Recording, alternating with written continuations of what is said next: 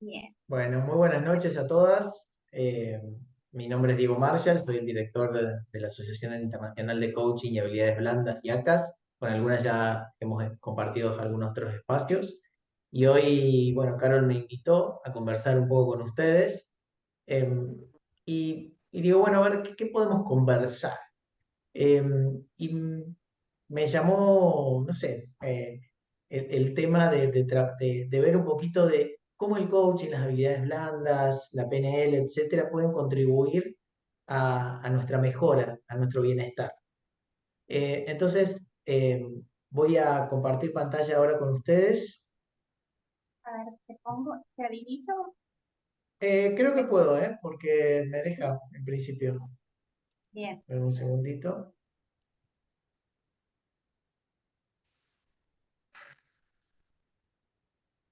Un segundo.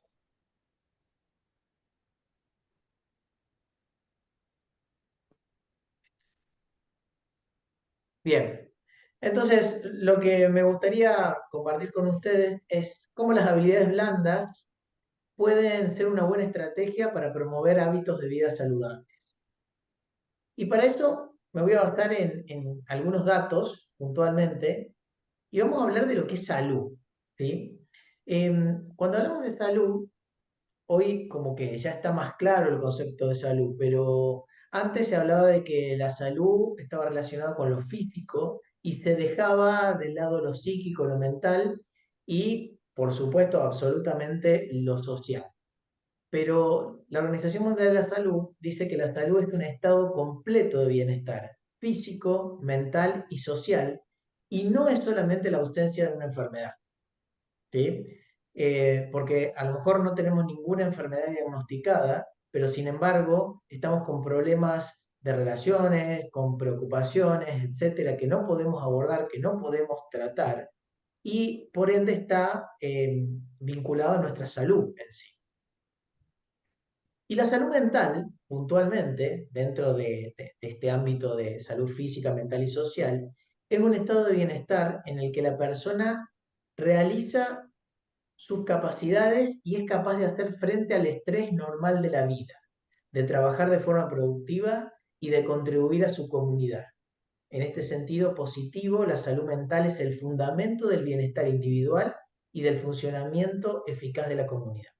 Esto es lo que dice la Organización Mundial de la Salud. Entonces, cuando habla de salud mental, tiene en cuenta no solamente la ausencia de enfermedad, como decimos, sino también de que la persona sea productiva y sea capaz de desenvolverse normalmente en la vida. No significa que no tenga preocupaciones, para nada, porque eh, por ser seres humanos tenemos preocupaciones y no siempre estamos de la misma manera. Hay veces que estamos un poco más arriba, a veces que estamos un poco más abajo. Y es normal. Lo anormal sería que estuviéramos siempre con el mismo estado emocional. ¿Sí? Una persona que está con el mismo estado emocional, eso es anormal y por ende puede llegar a tener algún tipo de patología. ¿Sí? Y cuando hablamos de profesionales de la salud, es cualquier persona que tiene una carrera de grado en el campo de la salud, medicina, fisioterapia, psicología, enfermería, lo que sea, y que cuenta con un carnet sanitario para poder ejercer. ¿Y por qué doy esta connotación y por qué hablo de esto? Porque hay algunas discusiones sobre si el coaching tiene que meterse en la salud, si estamos capacitados para poder hacerlo, no estamos capacitados para poder hacerlo. Y por eso es que lo traigo acá, para mostrarles desde dónde podemos trabajar desde el coaching. Los coaches no somos profesionales de la salud, no somos profesionales de la salud mental para nada, sí, pero sí ya vamos a ver desde qué lado podemos contribuir al bienestar y cómo podemos contribuir, y ya les tiro la palabra, a la promoción de la salud. ¿Sí? El coaching, las habilidades blandas, la programación neurolingüística nos puede ayudar a promover estados de vida saludables o estados de bienestar. Por eso, vamos a ver y diferenciar lo que es la prevención de lo que es la promoción de la salud. Cuando hablamos de prevención de la salud, hablamos de, según la Organización Mundial de la Salud, medidas destinadas no solamente a prevenir la aparición de alguna enfermedad, como por ejemplo los factores de riesgo, sino también a detener su avance y atenuar sus consecuencias una vez establecidas. Fíjense lo que te dice. Entonces, prevenir es detener la aparición de la enfermedad, reducir los factores de riesgo, lo que pueden, que es un factor de riesgo, algo que puede predisponer a tener alguna enfermedad, ¿sí? Pero también atenuar las consecuencias de una enfermedad una vez que ya está, ¿sí? Evidentemente, para prevenir una enfermedad, para reducir los factores de riesgo y para detener el avance y atenuar las consecuencias, necesitamos sí o sí conocimientos sobre temas específicos de salud. ¿Sí? Saber y poder diagnosticar qué es una enfermedad, qué tipo de enfermedad es, cuáles son los factores de riesgo. En el caso de enfermedades que estén relacionadas con el cuerpo, necesitamos también conocer de psicofarmacología, en todo caso, para saber qué medicamento poder recetar, etc. Evidentemente que un coach no puede trabajar desde ese lado, ¿sí? Porque no tiene la preparación académica para poder hacerlo, no tiene la práctica para poder hacerlo. La verdad que es antiético poder trabajar desde ahí. Entonces, no se puede concebir articular medidas de prevención sin conocer las causas solamente, y no solamente desde lo fáctico, desde los hechos, sino también desde la ciencia, el conocimiento científico. Esto es con respecto a la prevención. Ahora, cuando nosotros hablamos de promoción de la salud, ¿sí? Hablamos de un proceso que proporciona a los individuos y a las comunidades los medios necesarios para ejercer un mayor control sobre su propia salud y así poder mejorar. Fíjense, y voy a destacar estas palabras: propia salud, mayor control y poder mejorar. ¿Sí? Está más relacionada con el autoconocimiento. Saber qué es lo que me hace bien, saber qué es lo que me hace mal, conocerme a mí mismo, conocer a las personas que me rodean, porque recuerden que la salud hablaba de no solamente la enfermedad física, sino también la psíquica y la emocional o la social. Entonces, desde el autoconocimiento, saber lo que me hace bien, saber lo que me hace mal, saber qué relaciones me suman, saber qué relaciones me restan, ¿sí? Saber reconocer mis emociones me ayuda a tener mayor control sobre mi propia salud, ¿sí? Y así poder mejorar. Entonces, la promoción de la salud lo que nos propone son estrategias de abordaje de la salud. Entonces, trabajamos sobre ambientes y entornos saludables, facilitamos la participación de la ciudadanía, de los equipos, estableciendo estilos de vida saludables. Entonces, va mucho más allá del proceso salud-enfermedad, sino que va a lo anterior, es decir, a ver, en esto que yo me conozco, en esto que he aprendido sobre mí, ¿qué decisiones tomo para enfrentar y no caer en un proceso de enfermedad? Y si estoy, ¿qué cosas puedo cambiar en mí para poder mejorar? ¿Sí? Esto no significa que en un proceso de promoción de salud no trabajemos codo a codo con profesionales de la salud, ¿sí? Porque puede haber un proceso de enfermedad que se esté transitando en paralelo y que obviamente necesita de profesionales que nos ayuden y nos asistan, ¿sí? Entonces, ya sea si somos pacientes o si somos coaches, en este caso que estamos asistiendo a un cliente. Recuerden que para nosotros no es un paciente, sino que es un cliente. Entonces, trabajar en comunión, en común unión con profesionales de la salud, nos ayuda mucho a saber cómo abordar interdisciplinariamente estos aspectos que a lo mejor exceden a lo meramente social o a lo meramente del autoconocimiento. Entonces ahí necesitamos trabajar con un profesional de la salud. En resumen, cuando hablamos de prevención, nos referimos al control de enfermedades, poniendo énfasis en los factores de riesgo y poblaciones de riesgo. En cambio, cuando hablamos de promoción de la salud, nos centramos en los determinantes de la salud y en los determinantes sociales de la salud, ¿sí? Cuando se hace referencia a la prevención, se centra en la enfermedad, y cuando se habla de promoción en la salud, nos centramos en el entorno, ¿sí? Lo que posibilita el mejoramiento del bienestar de la persona. ¿Se entiende esto? Sí, ¿Sí? Bien, sí, sí. genial. ¿Y para qué hacemos esto? Bien, entonces, si nos detenemos en el concepto este de promoción, involucrarnos en políticas de implementación de comunidades saludables nos ayuda a mejorar el bienestar y mejorar la calidad de vida de la persona. Cuando la persona te empieza a preguntar, ¿quién soy? ¿Quién estoy siendo? ¿Qué cosas puedo mejorar en mí? ¿Qué cosas me predisponen a estar mejor? Y bueno, empieza un camino donde determinar qué cosas me hacen bien y qué cosas me hacen mal. ¿Sí?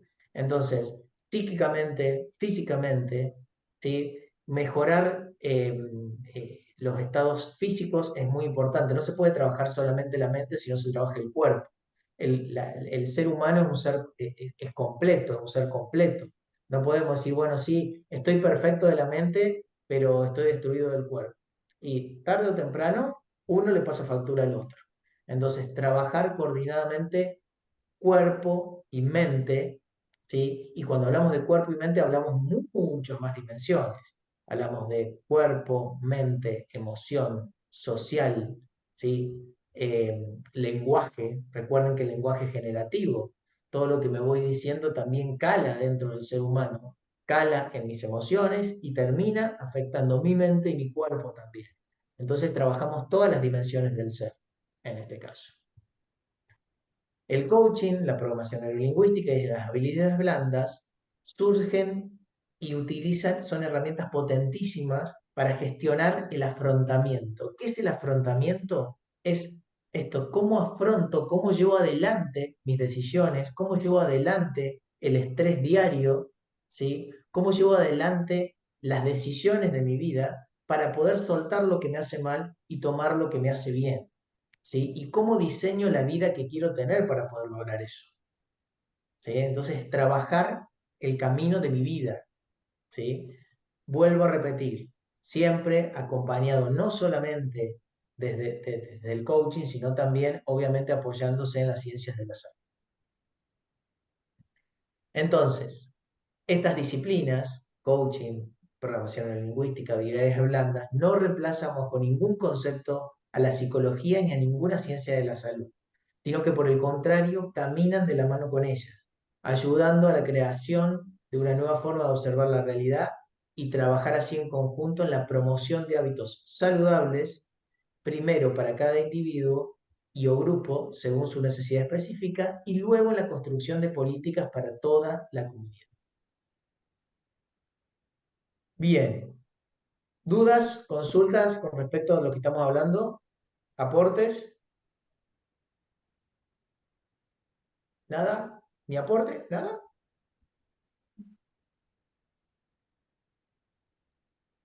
Bien.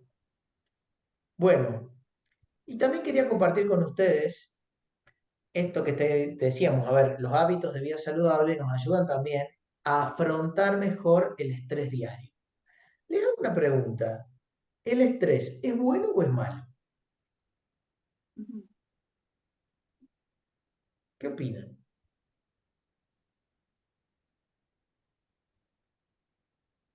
Se pueden equivocar, digan lo que Hola, ¿qué quieran. tal? ¿Cómo Hola, están? Buenas noches. buenas noches, Victoria.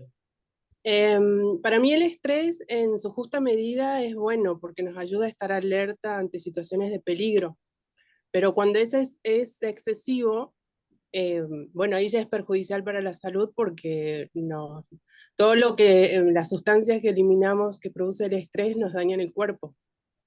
Entonces tenemos que Exactamente. aprender a gestionar el estrés. Exactamente, Victoria, es así. El estrés es un mecanismo adaptativo. ¿Sí? Todos los seres humanos necesitamos un poco de estrés para poder afrontar nuestra vida diaria, ¿sí? Ese poco de nerviosismo de lo que nos moviliza, ¿sí? Nos da un poco de miedo, pero sin embargo nos hace avanzar. El tema, como dice Victoria, ¿sí? Es cuando estoy ante situaciones de estrés en todo momento y cada vez que pasa mi cuerpo cada vez se resiente más, ¿sí? Porque produce muchas hormonas que me mantienen siempre arriba. Si yo permanezco siempre arriba en un estado de alerta permanente, el estrés se transforma en crónico. ¿Saben qué es una enfermedad crónica? ¿Escucharon hablar de enfermedades crónicas?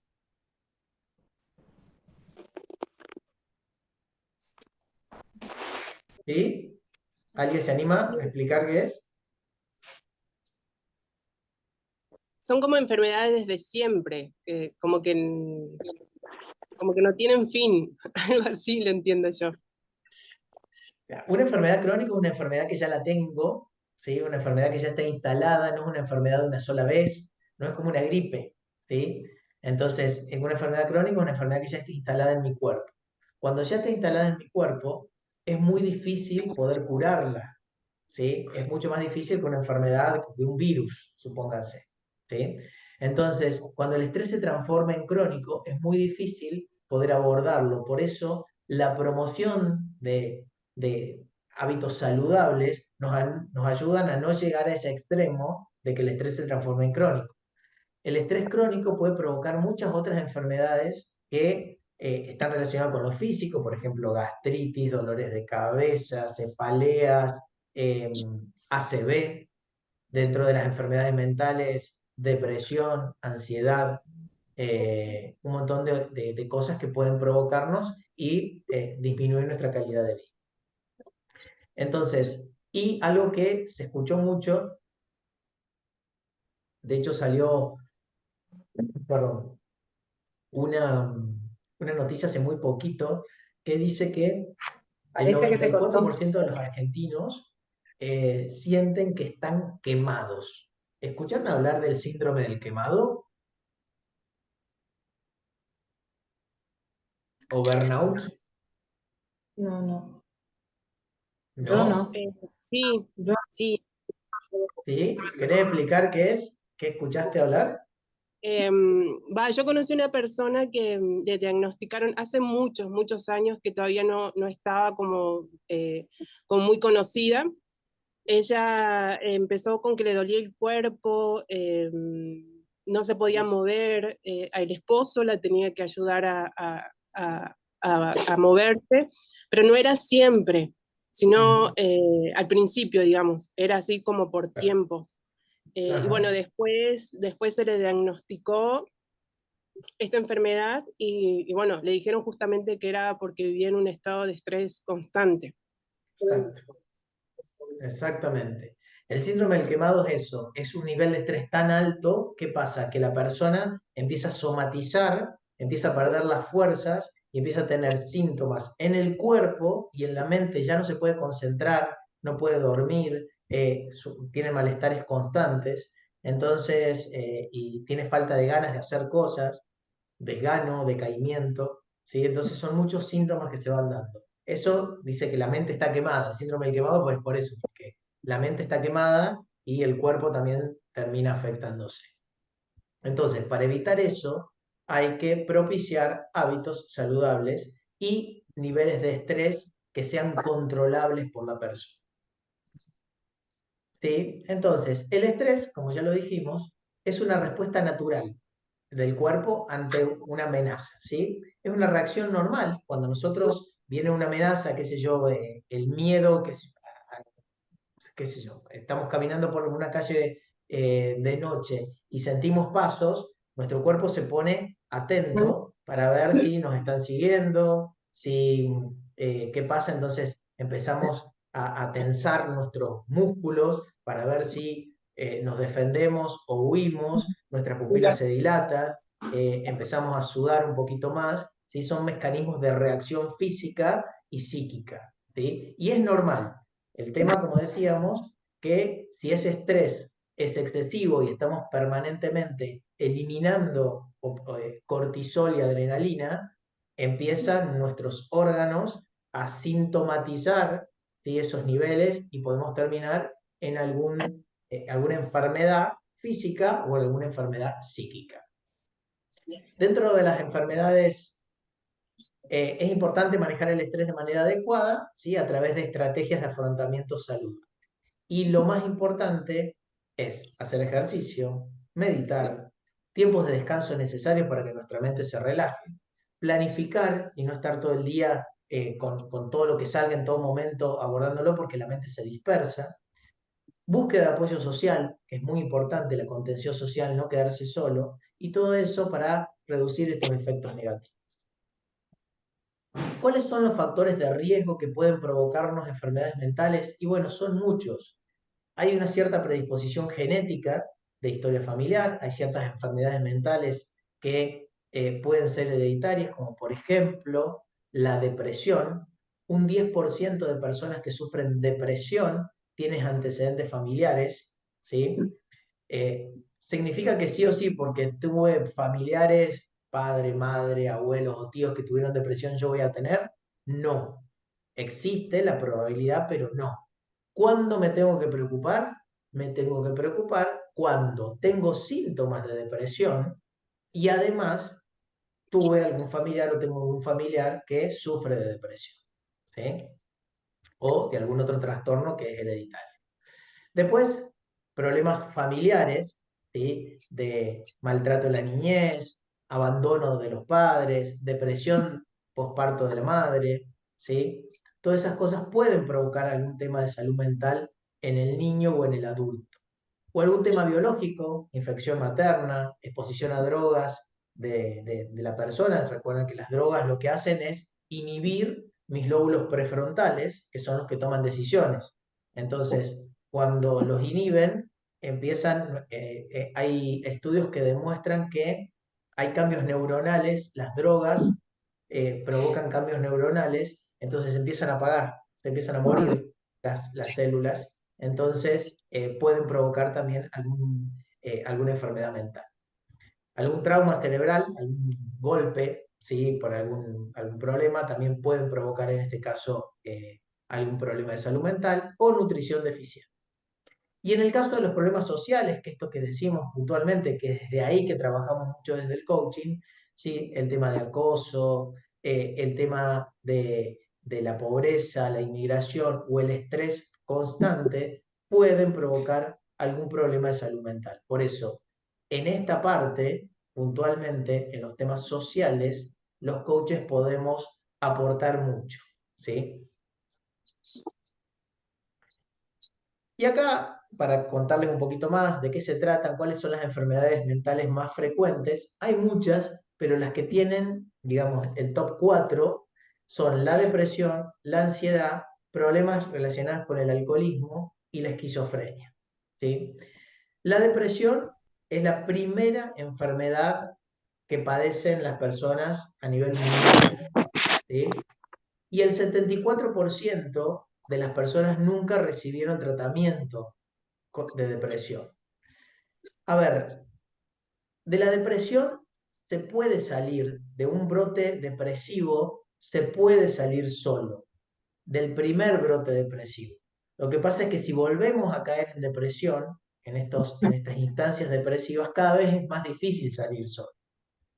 Y si no encontramos la forma de salir, vamos a necesitar empezar a consumir algún tipo de antidepresivo, psicofármaco que me ayude, ¿sí? Entonces, si vemos que tenemos síntomas de depresión, que ya vamos a ver cuáles son algunos de los síntomas de depresión, buscar ayuda es lo mejor. Y buscar ayuda, no necesariamente, por lo menos en la primera instancia, necesitamos sí o sí buscar ayuda en un profesional de la salud. Sería lo mejor, pero si no contamos con algún profesional de la salud, sí buscar ayuda y contención social, que es lo más importante. Alguien que nos escuche, ¿sí? Porque muchas veces la depresión es guardarnos cosas, son miedos que nos vamos generando y que necesitamos poderlo volcar. El otro es la ansiedad. ¿Algunas de ustedes han sentido ansiedad en algún momento? Si me dicen que no, no les creo. ¿Eh? La ansiedad es muy normal en los seres humanos y principalmente en esta época que estamos viviendo. Sentir estados de ansiedad también es normal, ¿sí? ¿Cuándo ya no es normal? Cuando la ansiedad no nos deja poder actuar y no podemos vivir bien porque estamos en constantes estados de ansiedad, en picos de ansiedad. Esto que yo les decía, los estados de ánimo de los seres humanos van fluctuando y es normal que a veces estemos un poco más ansiosos, o estemos felices, a veces que estemos un poco bajón y es normal. Lo que no es normal es permanecer ansiosos en todo momento o permanecer bajón en todo momento. Ahí sí o sí necesitamos buscar ayuda. Luego tenemos el alcohol, ¿sí? El alcohol como enfermedad, como consumo excesivo de alcohol, donde la ingesta es continua para poder olvidar otros problemas que estamos teniendo, ¿sí? Entonces, ese es otro problema. Y la esquizofrenia, bueno, y la esquizofrenia también es otro problema que en realidad no afecta tanto, porque afecta a 1% de la población, pero sí afecta a personas que viven en ciudades grandes. ¿Sí? Por el mismo, hay muchos estudios que tienen que ver con esto, o sea, la contaminación, el estrés de vivir en una ciudad grande, de movilizarse, los piquetes, los cortes, etcétera, afectan mucho la esquizofrenia, a las personas que y alteran la esquizofrenia. Una persona que sufre esquizofrenia es lo que antes llamábamos el loco, ¿sí? Esa persona que eh, tenía alucinaciones, que tiene alucinaciones, perdón, que ve cosas, que escucha voces, ¿sí? Ese es el esquizofrénico, sufre lo que se llama psicosis. Entonces, se da mucho más en las ciudades grandes que en las ciudades chicas, pero se da. Y se da más en hombres que en mujeres. Los hombres tenemos el 50% más de probabilidad de sufrir esquizofrenia que las mujeres. Por otro lado, las mujeres tienen el 50% más de probabilidad de sufrir depresión y ansiedad que los hombres. No se saben por qué, ¿sí? Pero estadísticamente las mujeres sufren más depresión y ansiedad que los hombres. ¿Sí? Entonces, ante los primeros síntomas, por favor, buscar ayuda.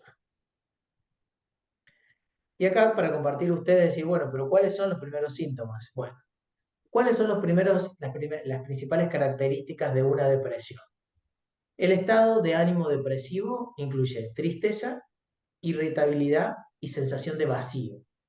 La persona que está depresiva está en constante situación de vacío, no sabe, no tiene nada por lo que vivir, se enoja porque sabe que está mal, pero no puede hacer nada. Una persona que tiene depresión está enferma.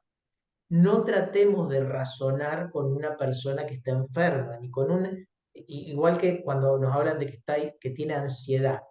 Una cosa es tener ansiedad en un momento determinado de la vida, que es normal, y otra cosa es tener trastorno de ansiedad, que es una enfermedad. Cuando alguien tiene un trastorno de ansiedad o tiene depresión diagnosticada, está enfermo.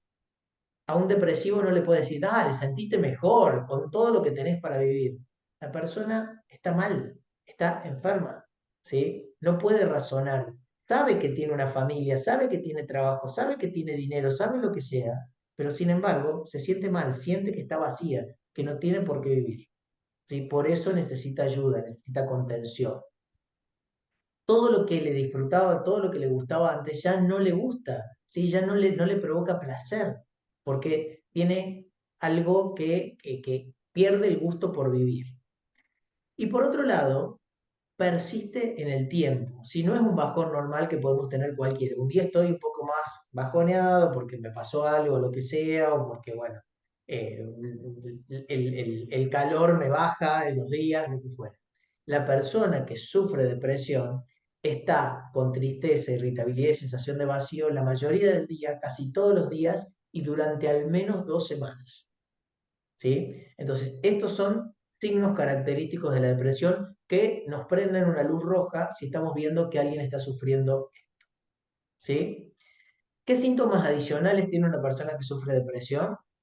Dificultad de concentración, sentimiento de culpa, porque siente culpa por sentir esa depresión.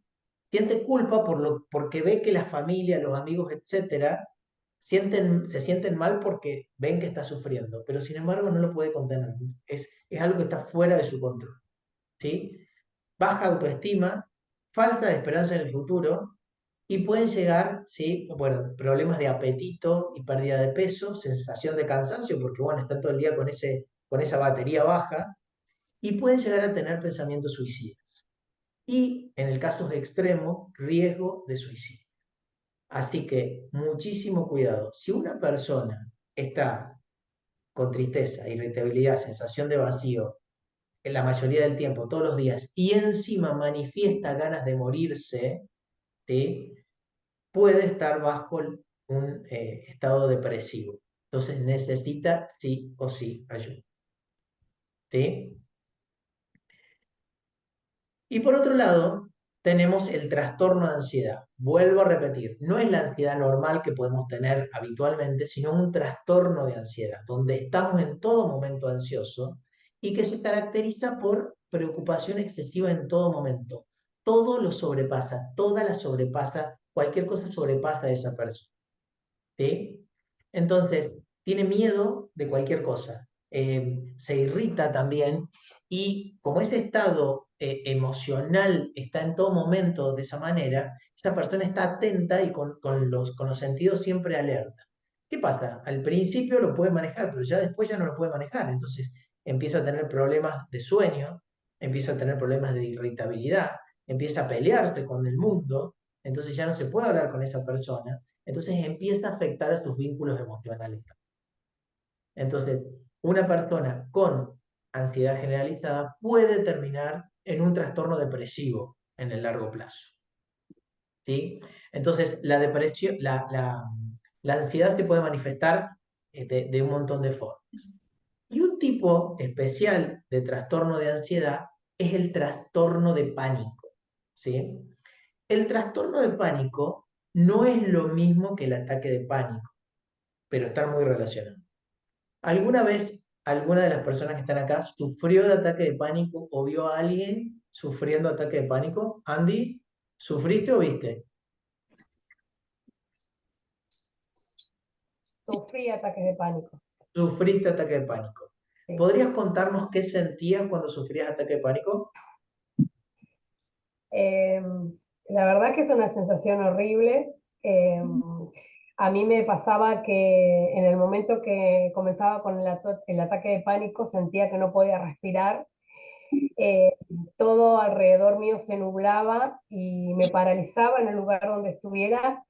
Tenía que pedir ayuda de que alguien me fuera a buscar en el lugar donde estaba, porque perdía la noción de todo.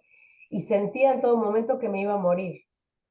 Era Es, tan fuerte. es así.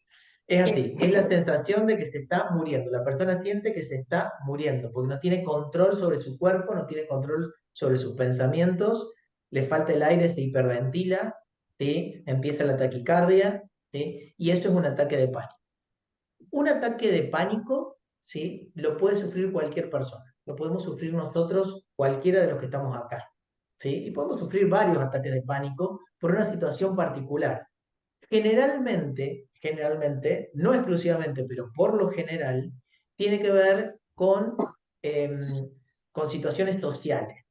Cuando la persona está en un lugar con otras personas, cuando está personas cerca, etcétera, se sufren esos ataques de pánico. Es raro que una persona sufra un ataque de pánico estando en su casa sola. ¿Sí? Es raro. Puede pasar, pero es raro que pase eso. ¿Sí? Ahora, ¿qué es un trastorno? Bueno, y un ataque de pánico se le pasa solo a la persona. Así como empieza, se le pasa. ¿Sí? Se le pasa. Siente Permiso. que... Sí, Rosana. Yo también sufrí ataques de pánico y a mí me solía agarrar en soledad, le tenía mucho miedo a estar sola. Bien, eso es un caso particular porque es social también. Con personas o soledad. Es raro estar sola, que te pase, pero también es una de las condiciones. Fíjense que el miedo es o estar con mucha gente, estar expuesta, o estar sola. ¿Sí? Eso provoca los ataques de pánico. Ahora, el ataque de pánico va a pasar solo, porque son síntomas que siente la persona, hay que dejarla sola porque se le va a pasar. No puedes razonar con una persona que tiene un ataque de pánico, porque lo está sintiendo. No le puedes decir, sentite mejor, estoy yo acá para vos. No, se le va a pasar. ¿Sí? Ahora, ¿qué es un trastorno de pánico? Un trastorno de pánico es cuando un ataque de pánico se da uno tras otro y la persona ya no puede controlar esos ataques de pánico. Entonces la persona, ¿qué hace? Se empieza a aislar porque tiene miedo de salir de su casa y que le agarre en la calle, o que le agarre manejando, o que le agarre en el acto de su hijo, o que le agarre cuando esté dando clase, o que le dé cuando esté con un cliente, etc. ¿Sí? Entonces, la persona se empieza a aislar y ahí puede pasar lo que dice Rosana. ¿Sí? Ya empiezo a tener miedo, entonces me quedo en mi casa y me agarra, ¿sí?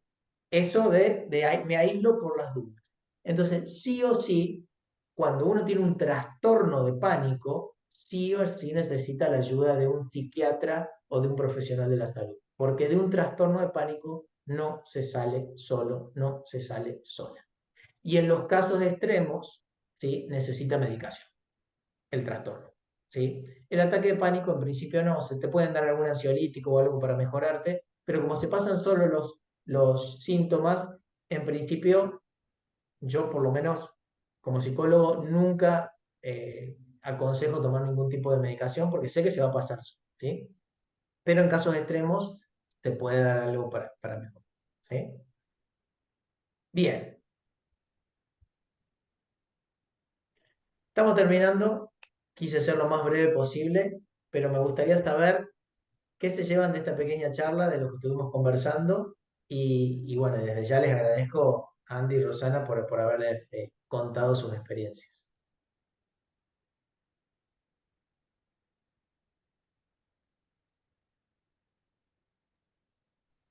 Bien. ¿Qué se llevan? ¿Se llevan algo? ¿No se llevan nada? ¿No aprendieron nada? Ya lo sabían, pero...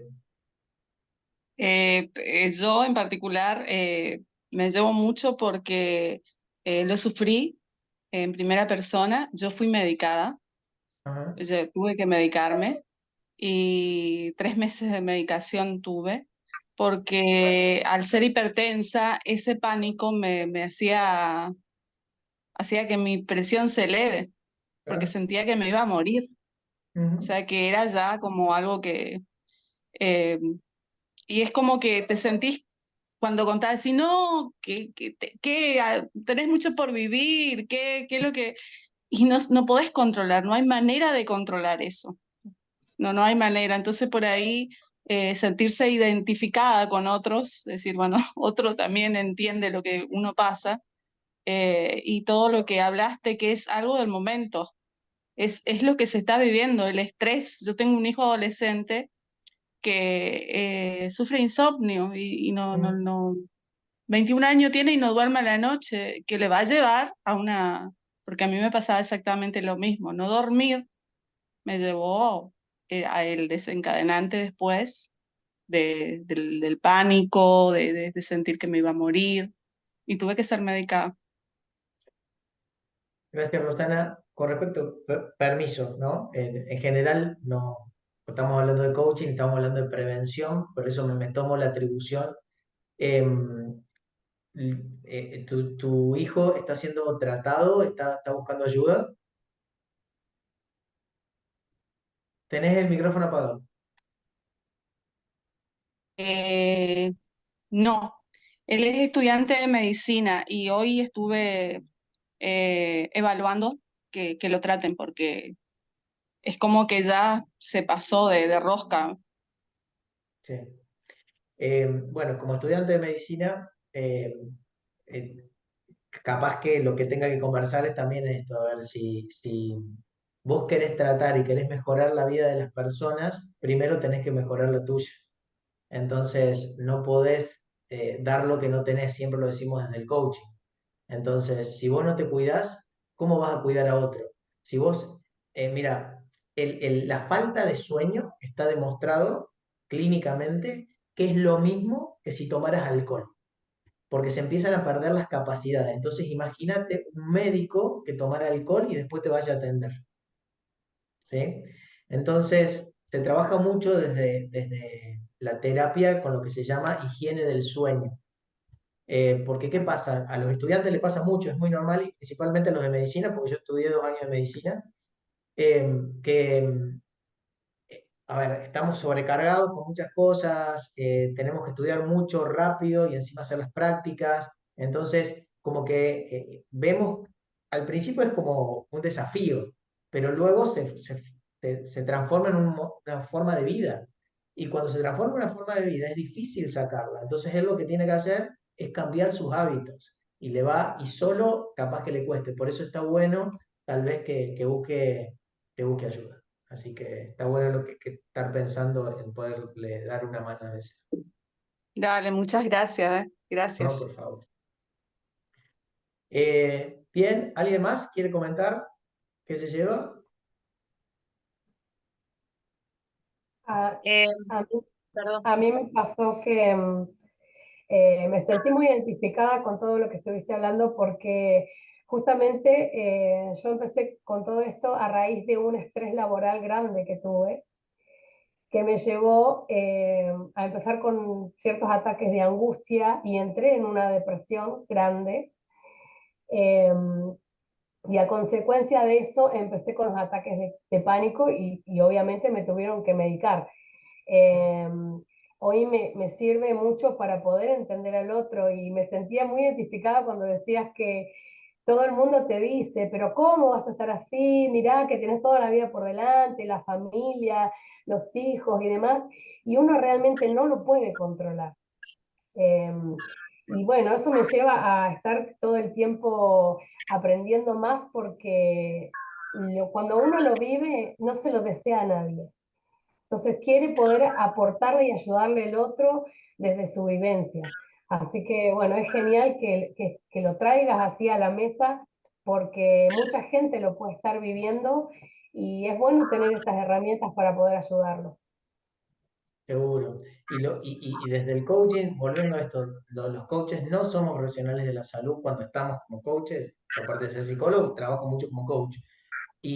Pero entender esto, que si nosotros trabajamos desde la promoción de la salud, podemos llegar, y principalmente en las organizaciones, en las entidades, etcétera, podemos a tomar una Andy que a lo mejor esté sufriendo en esa organización y no llegue a estos picos de estrés que luego le provoquen esos ataques de pánico. Permiso, Diego, Sí, un Carmen. aporte. Varios de los que están presentes y veníamos haciendo estas charlas, estas conversaciones de los viernes, hemos trabajado muchísimo lo que es la gestión del estrés ante lo desconocido y ante el futuro, que era lo que más observaba. Por eso por ahí esto viene al caso, viene muy bien, porque es un aclarador importante, ¿no? Ellos por ahí no se estaban dando cuenta, pero lo que estábamos haciendo era gestionar lo que es el estrés ante el futuro y ante también lo desconocido, Claro. que era lo que más se observó entre las que yo les realizaba preguntas, y bueno, y ahí va saliendo todo eso. Absolutamente. No hay nada peor para el cerebro que la incertidumbre. ¿Sí? El cerebro Exacto. necesita estar seguro. Cuando no está seguro, se pone muy mal, empieza entonces va al pasado y se apoya en el pasado. Y si el pasado no fue bueno, se hunde, depresión. Entonces piensa en el futuro, y si en el futuro no sé qué va a pasar, porque hay problemas económicos, problemas sociales, lo que sea, ansiedad.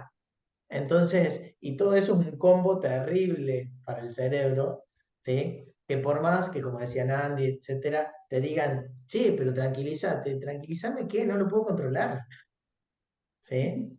Entonces, trabajar antes nos ayuda a mejorar nuestro bienestar, ¿sí? Para luego poder ayudar a los demás. Recuerden que si ustedes no están bien, no pueden ayudar absolutamente a nadie, ¿sí? Carol, muchísimas gracias por la invitación. No, Espero que gracias les a vos, haya Diego. servido. Muchísimas gracias por este momento. Y bueno, y contarles también a los chicos que en todo lo que es esta formación vamos a incorporar esta herramienta que Diego presenta hoy y simplemente dejarles de qué manera lo hacemos desde la programación neurolingüística, ¿no? Voy a tratar de resumir cómo lo vamos abordando. A través del entrenamiento, con lo que es coaching, con lo que es programación neurolingüística, nosotros vamos modificando nuestro pensamiento, el lenguaje y las conexiones neuronales, ¿no? ¿Por qué? Porque a través de las respuestas automáticas nosotros podemos modificar las creencias instaladas, incluso desde la infancia. Y te digo solo un ejemplo. Si nuestra mente, por ejemplo, tiene la creencia de que los lunes es el peor día de la semana porque no quiero que llegue el lunes, el domingo por la tarde nosotros ya vamos a comenzar a notar los efectos en nuestro comportamiento y eso se conecta con la ansiedad. Tengo que volver a trabajar el lunes.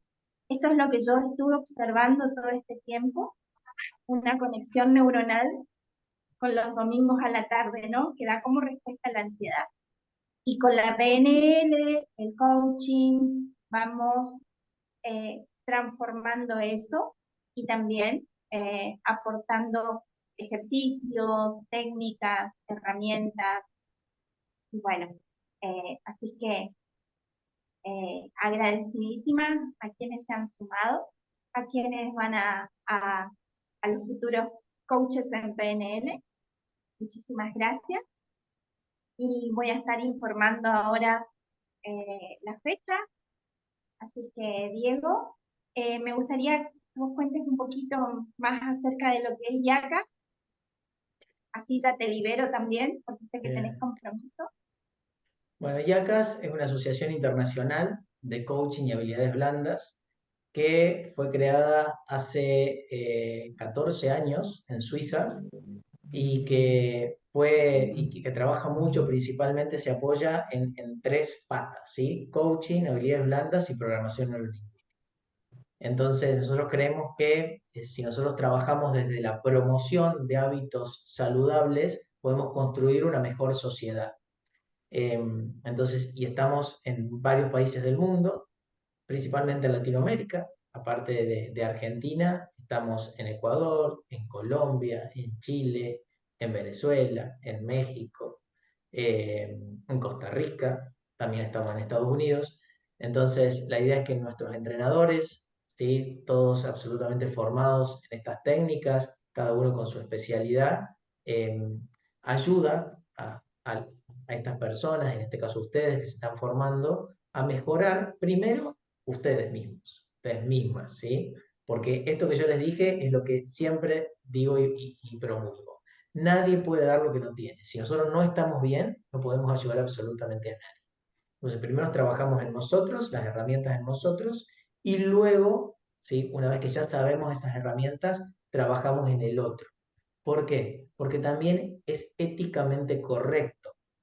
Si nosotros no manejamos bien las herramientas, no podemos ayudar al otro, pero no solamente a veces ni siquiera lo ayudamos, sino que a veces le hacemos daño. Por eso, ¿sí? Hay que ser responsable, éticamente responsable. Entonces, todos nuestros entrenadores tienen muchísima experiencia en esto y pueden acompañarlos en este proceso de aprendizaje y transformación. Bueno, Diego, muchísimas gracias y Gracias a excelente ustedes. excelente Igualmente. fin de año también, felices fiestas. Gracias a las que están presentes y a quienes no pudieron estar también. Y nos estamos viendo dentro de muy poquito. Un abrazo a cada una, que tengan un Gracias. excelente fin de año. Buen Chau, fin de- chau. Un abrazo. Muchas gracias. Chau, Chao, chau. chao. Gracias. Gracias, chicas.